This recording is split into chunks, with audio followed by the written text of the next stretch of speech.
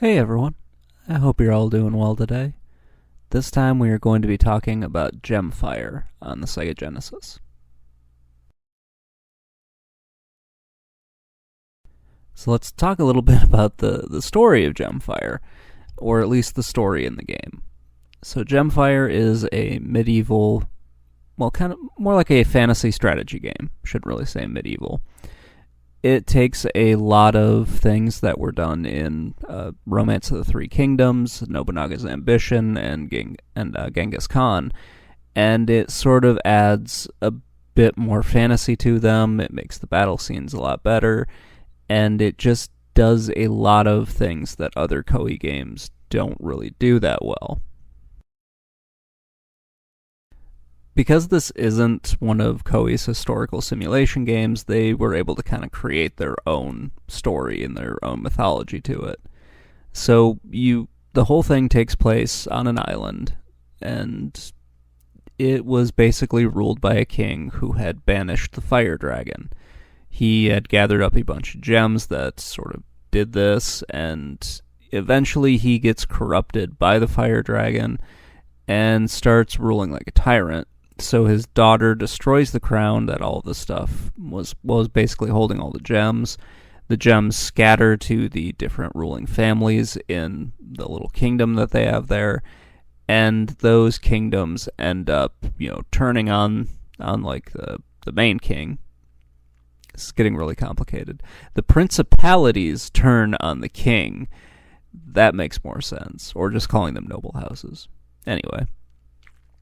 They turn on the king and they start like a series of wars to try to defeat the fire dragon and like kind of regather all of the lost gems, defeat the tyrant, blah blah blah blah blah. The way this plays out is not really in a story mode, but it plays out through a series of scenarios that you can play.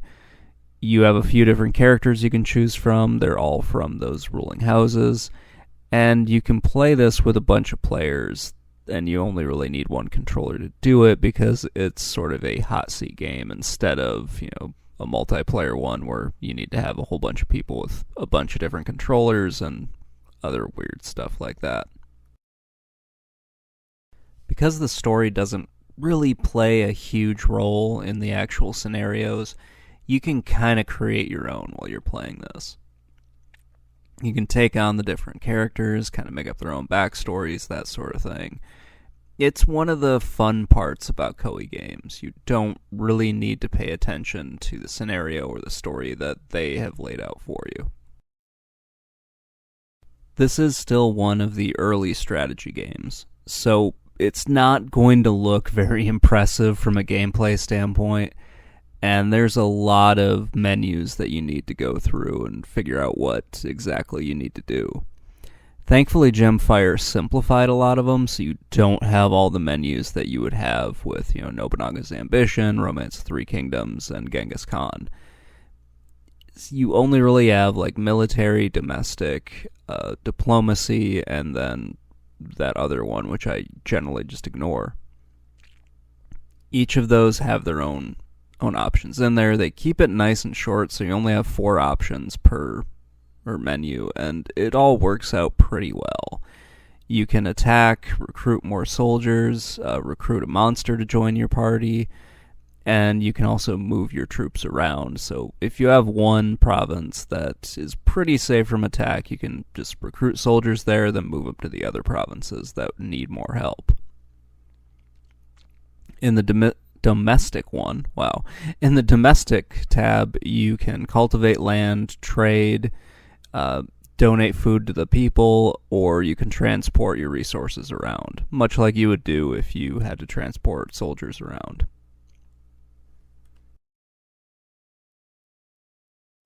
And you basically take one turn per province per round. So you go through it, you take an action for whatever province you want, moves on to the next province you own, and the next province you own.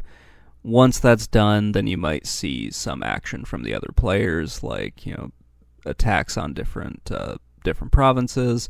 You might see them try to plunder other provinces and other stuff like that.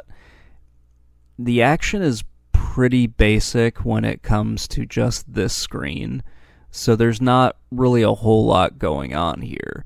Once you get to the battle screens, it's a little bit more complicated, and it's a lot more interesting as well.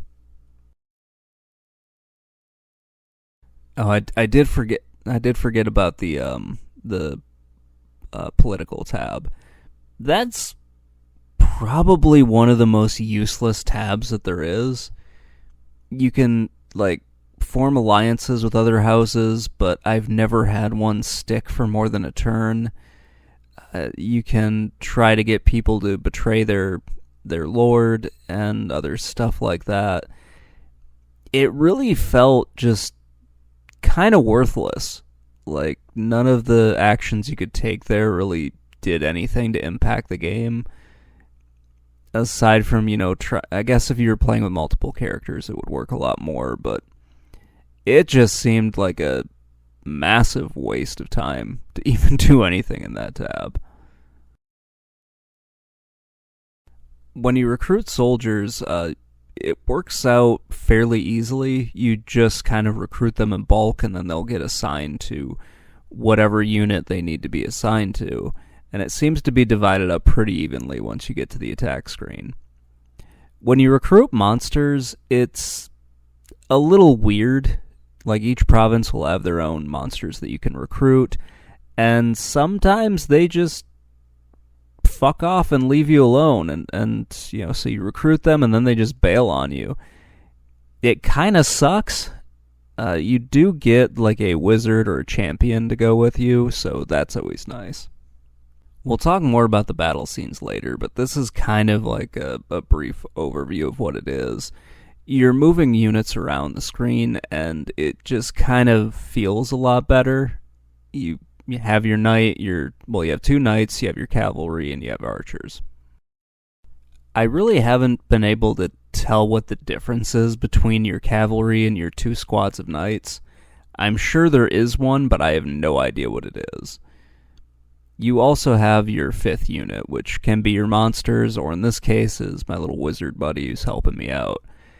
They are sometimes ridiculously overpowered, especially if, you have a dragon on your team. It's just ridiculously overpowered, and I wouldn't say it's not fair, but it can get really annoying. Like, you need a lot of troops to go up against them and just kind of last as long as you can. Each character has their own, set number of moves that they can take. And if you have an archer, he has a longer range, obviously, than everything else. If you have a wizard or certain other monsters, they have a longer range as well. There are some problems with this, like just some stuff that I don't like. I don't like that you can't see the range that your ranged units can attack from. It's just sort of weird. I do like that when you attack from different directions, like you can attack someone's flanks or you can attack from behind, it actually does something. And it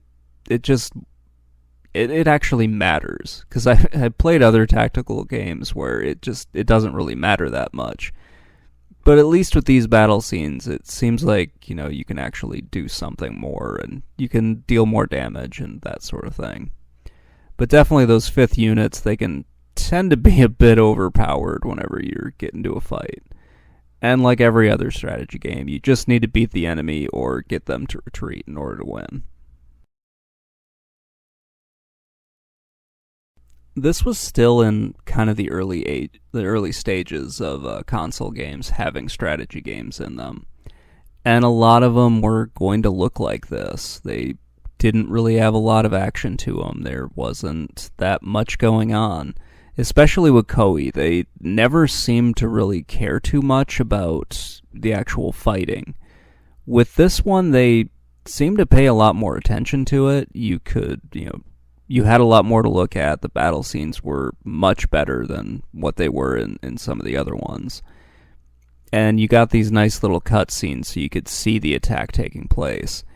It just looked a lot better, and it was a lot cooler than the stuff that you would see with like Romance of the Three Kingdoms or their other historical simulators. I'm not sure why they couldn't have taken this battle scene and put it in those early games.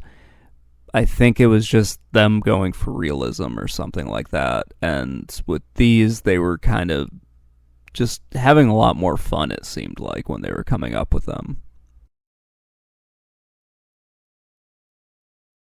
Unfortunately, Koei didn't really stick with this. When you played some of the later Romance of the Three Kingdoms, they would do something like this, where they would have like a battle going on, but they didn't make it feel as much like Heroes of Might and Magic or King's Bounty like this one did. And they never really made a sequel to Gemfire. This is the Sega Genesis version, and it's really just like an upgraded graphical version of like the NES and the PC ports. But there was no Gemfire 2 as far as I know. If there was one that was close to it, then please let me know. Otherwise, I just kind of feel like this was a game that Koei kind of dropped the ball on. They could have had their historical simulation games and then had this to be their kind of weird fun fantasy game. And they didn't really do that. They kind of decided to stick with the whole historical simulation stuff and would go on to basically make more and more Romance of the Three Kingdoms games or games set in that period. Which I do enjoy those, but I kind of wish we had something a little bit closer to Gemfire coming from Koei, because this is a lot of fun, and man, I just really wish that there were more games like Gemfire from Koei.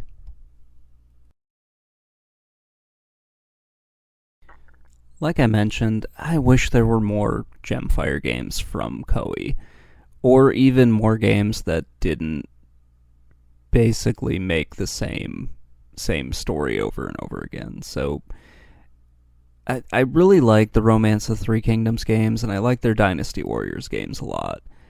But it does feel like they have kind of played those out, and they could probably do something else.